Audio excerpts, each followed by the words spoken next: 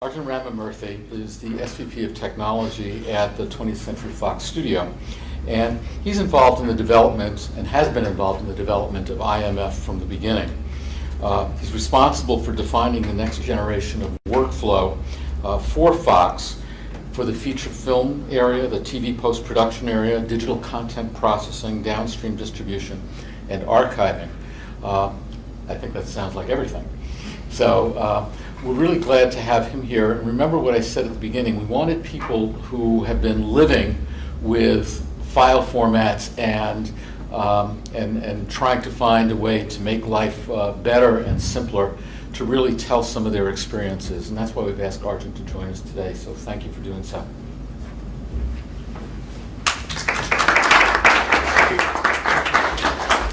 Arjun, I'm going to cede the floor to you.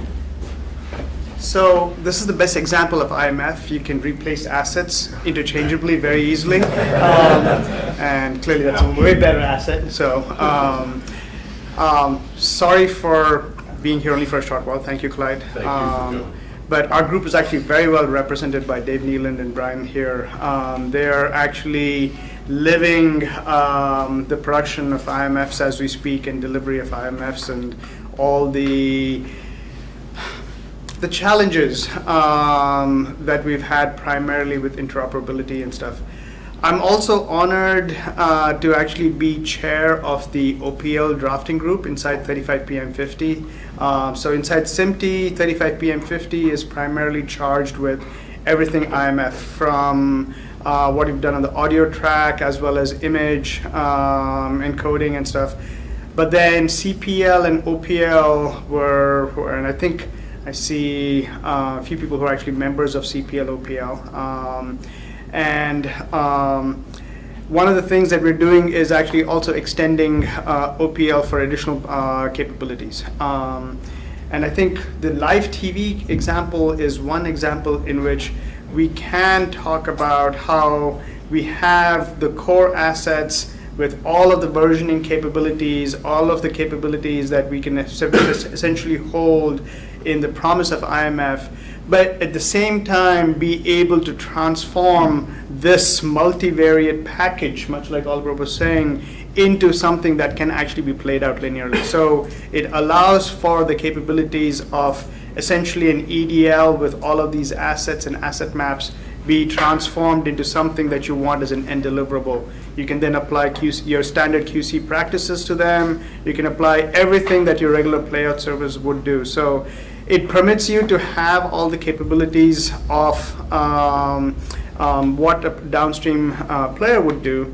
But at the same time, upstream in CPL, we also built in a variety of things, from ad insertion to markers, some things that Comcast had asked for a long time ago, being able to kind of put in all of these capabilities and extend those things. So it's there. We want your participation to come in and look into it and say, does it work? Do we need to modify it? We are an active working group. We are in 2067 and all of its parts. We have versions that we've published into SMPTE. We are doing a lot of interoperability tests as part of our sample material interchange group, where we're looking at actual use cases. They're primarily studio-based, all around IMSC1, our subtitle format, as well as can we basically work between vendors. So we actively seek participation and would love your input. I'm sorry, I don't have a prepared presentation. Actually, just Clyde was kind enough to call me over yesterday, so I thought I'd kind of ad-lib, and perhaps if there are any questions, I can answer. Dave, no. He's asking questions. No, David Briner. Yes, sir. Perhaps I could just ask a naive question. So within all the kind of IMF work that you're trying to do and to get compliance and everybody's part of it, specifically, how do you see the NABA DPP specifications fitting into that discussion? Sure. So I think a very bold move was actually kind of talking about the library master, right? which I think is really good because you have the capability of handling small changes with an EDL kind of construct inside a package. I think another piece that we could basically help in is inside OPL helping to define what that output could be. We have the construct of a named profile today.